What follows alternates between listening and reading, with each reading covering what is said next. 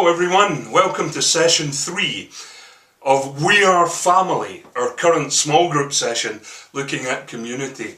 I've just been reading the story in John chapter 4 of the woman at the well in Samaria. It's an amazing story. It's a well-known story.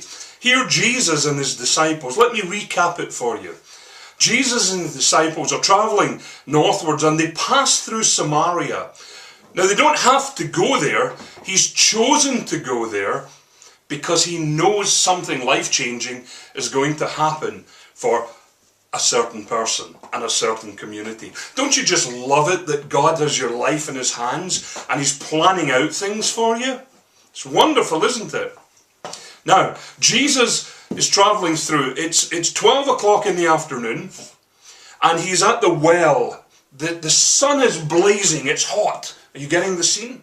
All the disciples have gone to try and buy food from the local shops. And along comes a lady and she's drawing water. Now we know two things immediately about this situation. Number one, that's not the time women go to the well to draw water. They go in the morning, they go in the evening. But here she is at this time.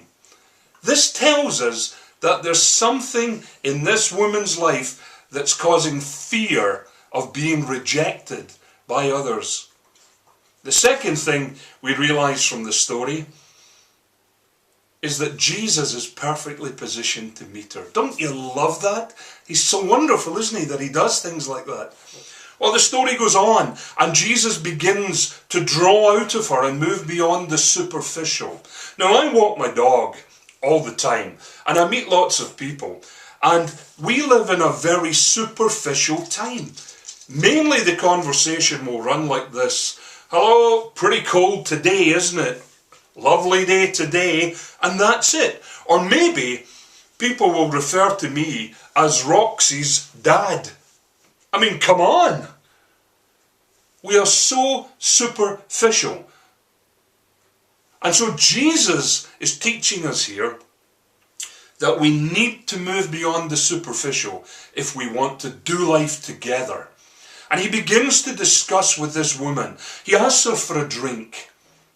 And we have this incredible discussion about the cultural difference and tensions between the Jews and Samaritans. And then Jesus moves in the gift of knowledge. So beautiful to see the gifts of the Holy Spirit working in normal places. That's where they're designed to work, not in Sunday services. And Jesus tells her, you haven't had a husband, you've had 5, and the man you're living with now. Whoa! Maybe that's a glimpse into why the lady was there. Maybe she was living in scandal. Had all these previous relationships died? Or more likely, had she been cast off by these men and rejected? Possibly that's the more likely case. Jesus gathers her up. And we have this incredible word of knowledge. And she's gone. She leaves her bucket. She's gone. Suddenly, the 3 great fears that really just grab everyone, the fear of being rejected, the fear of being ignored, or the fear of being ridiculed, they're gone from her life. She's knocking on her neighbours' doors. She's bringing people, come see. All of a sudden, there's a huge crowd. She's moved beyond her sense of shame and fear. And now, she's evangelizing her community because Jesus moved the conversation beyond the superficial and dealt with the fears in her life.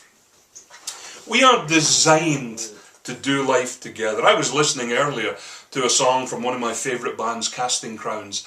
And the song is a story about a man who wants to share Jesus with his best friend. And every time he seems to just blow it. And the chorus of the song says, maybe this time I'll share the words of life. How often are we like that?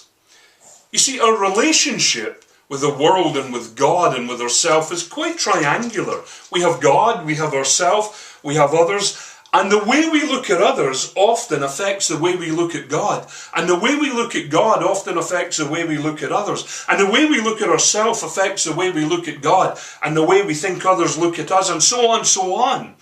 It's so important, but the key to it all is getting the God view on who you are. Now I wonder just how secure you are in your relationships and how good you are at moving things on beyond the superficial.